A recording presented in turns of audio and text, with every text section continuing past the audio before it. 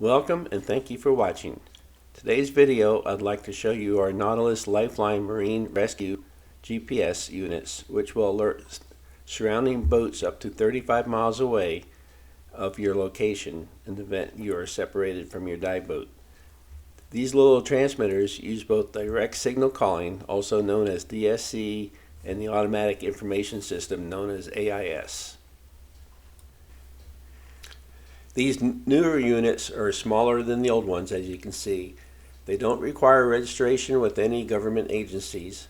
You could replace the batteries yourself by using two CR123 batteries. And they also still come with the same ways to attach them. They come with a little pouch. You can put them in your pouch. You could put a lanyard onto them to keep them in a BCD pocket. And they're very easy and convenient to carry with you. To replace the batteries is very simple. Open the top and you'll see two screws on the top. You unscrew those, pull the radio out, and it takes two CR123 batteries, which are good for 5 years assuming you don't use the beacon. To test your unit, first you turn it on by pushing the blue button. You'll hear a click and a blue light will come on. Then you would push the yellow button for 8 seconds and you'll see the light will change and you'll have a strobe that will flash a few times letting you know it's transmitting. The boats receiving this signal will have a icon on their AIS that says seek test, so they know it's not an actual emergency, but you should still only do it long enough to test. To send an actual distress signal, we will pull the plastic top off, push the red button for 8 seconds, and you will see the white strobe will come on and flash, and then it will send an actual AIS and DSC signal to the surrounding boats for a range up to 35 miles, but it's still line of sight, so it may not go that far depending on the sea conditions. So here I'm going to show you what it looks like on the ship's plotter when a beacon is activated. So you take the cover off, the antenna pops up, and you push and hold the red button for 8 seconds, just like the test one. So here I'm actually doing the test button so I don't get everybody excited. So within almost instantly, I received the AIS alert man overboard test, so that boats know you're just testing your unit.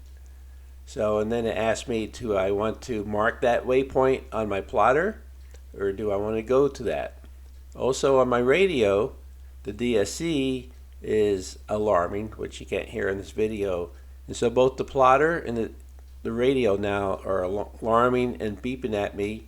Visually, I have a message on my plotter, and it would be really hard for a boat operator to miss this, even if they were distracted. And this is why this handheld beacon is so valuable.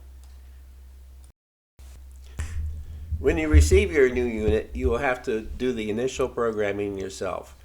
You do that by downloading the app that's available for either Apple or Android.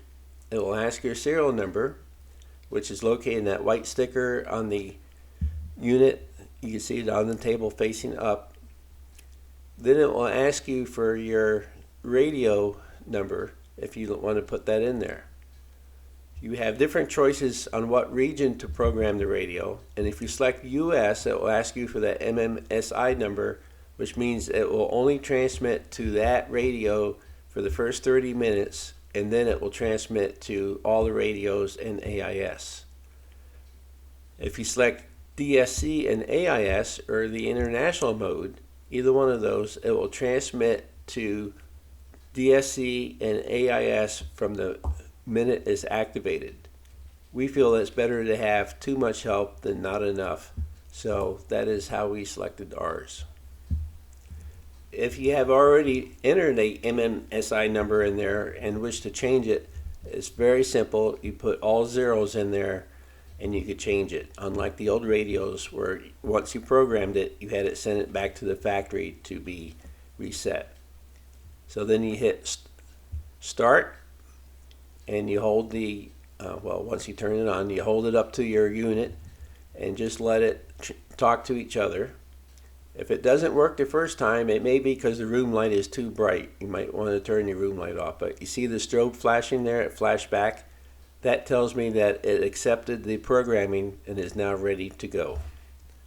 The last thing I will show you is how to coil the antenna back up in the case that you actually had to use it.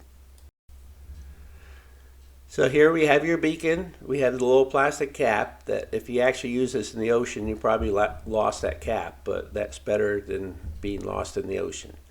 You take the little red tool they gave you. You put it on the end of the antenna. And for those that actually know me in person, you know I have very little coordination. So you can stop laughing anytime now. You just stick it in there, put the little piece in there, and then you just wind it tight. Which doesn't take much strength, doesn't take much grip strength, and it's easy to do. You just wind it up until it's in there. And then you're going to slip the little plastic cap back on, and it will snap in place.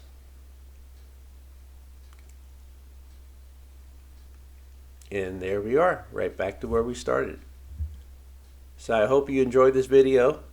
We feel that this is a big improvement over the old model, and we think everybody on diving should have this. Things happen, you'll have current going one way in the bottom and a different way in the top, and you can easily get separated no matter how confident the divers are and the boat operators are. And you know, as Forrest Gump said, things happen.